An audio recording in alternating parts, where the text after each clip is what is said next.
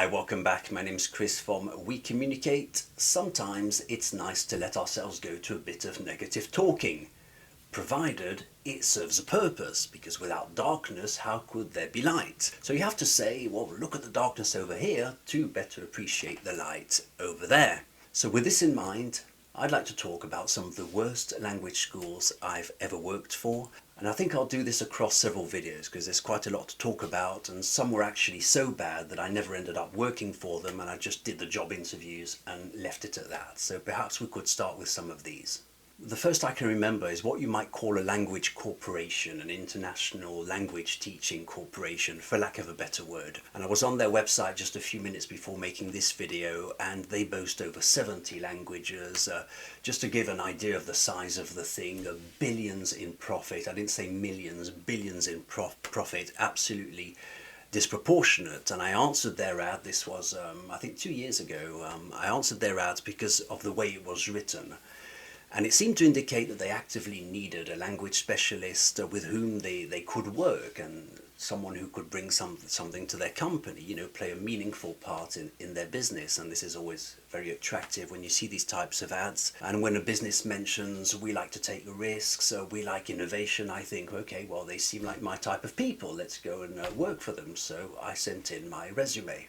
But then a few talks down the line, when you've done a bit of the onboarding process, you quickly realize it's the same old tactic that's followed by many language schools everywhere. You build up a strong base of disposable tutors with flimsy work contracts. And this, by the way, is a general practice followed by the language teaching industry. In case you didn't know, you just build a strong base of disposable tutors, because of course this is the last thing you want. If you're the owner of a big language school, it's the last thing you want is to make your tutor indispensable, and it wouldn't be in the interest of the brand if you think about it. And you can believe me that this is a practice that's followed by all language schools, big or small, even the most well-known and the most seemingly honourable, which I won't mention, but just use your imagination.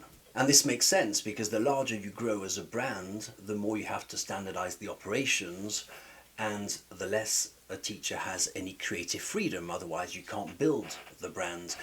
Any teacher would just teach any way they want. This is contradictory with the idea of building a brand, but the problem is teaching is a very creative and artistic pursuit. So the second a teacher can't be creative, you limit their mobility, they become resentful, and what you get in front of you as a customer is a teacher of a potentially very creative disposition who can't use their resources and is probably a lot more resentful about their job, as you probably realize. But the good news is that the owners are getting paid at least, so it's all good. It's a case of a rock and a hard place, because when you build a brand, you have to standardize the operations. Think of UPS or FedEx. It's very standardized, and or then you could choose to give complete creative freedom to the teachers and the delivery guys, and face the problem of not being able to control the quality, because the day the school has 50 teachers or more, or even 20 teachers, or even 10 teachers for that matter, the owners of the language school would spend too much time checking on the quality of the classes that take place under their roof, unless they had the assurance that the practices were standardized. The owners of language schools have limited time, of course, so once you get 10 or 20 or 30 tutors who all teach different languages, well, you can't start to check what they've done in each class at every hour of the day, so you have to standardize procedures to avoid this type of problem. But ironically, beyond a certain size, any language school will lose quality control anyway by proposing languages that the owners of the school don't master themselves. How could they know how the Korean class went, how the Russian class went, if they were not experts in that language themselves, but if they were not experts in teaching these languages themselves? There's no way they would ever know. So back to the teaching corporation I'm talking about. It was a 3-part interview, and I remember just doing 2 interviews and giving up.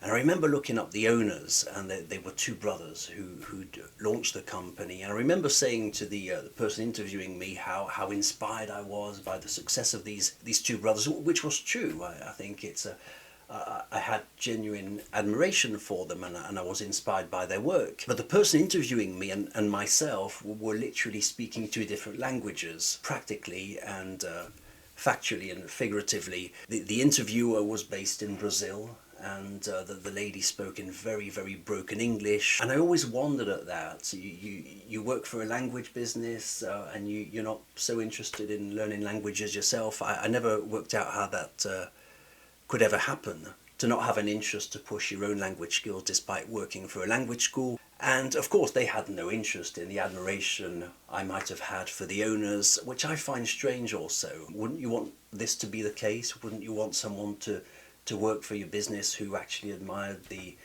I don't know, the essence of the business, how it all started, but apparently not. But the fact is that this school and many others weren't looking for people with ideas. They weren't looking for teachers with ideas. They just wanted a cog in the machinery so that the owners could make money and that the business could prosper, and prosper it did, which baffles me to this day. This business had a lot of large-scale contracts and still does, and they have contracts with other businesses, which I never quite understood. I never quite got how they could phone up businesses in completely unrelated fields like motor cars or food and say, "Hi, I run a language platform and I went to business school, and how about we sign a contract?" I don't get how that happens. And I try to picture how the conversation goes. "Hi, I'm the president of a business so-and-so. Can I speak to your president?" "Just a moment, so I'll put you through." That's the first problem. How do they do that? In normal business conditions, you can never get through to the person who matters. You can never get through to the person with the creative vision or the executive power. Your email usually goes through to the first person who filters all the incoming emails.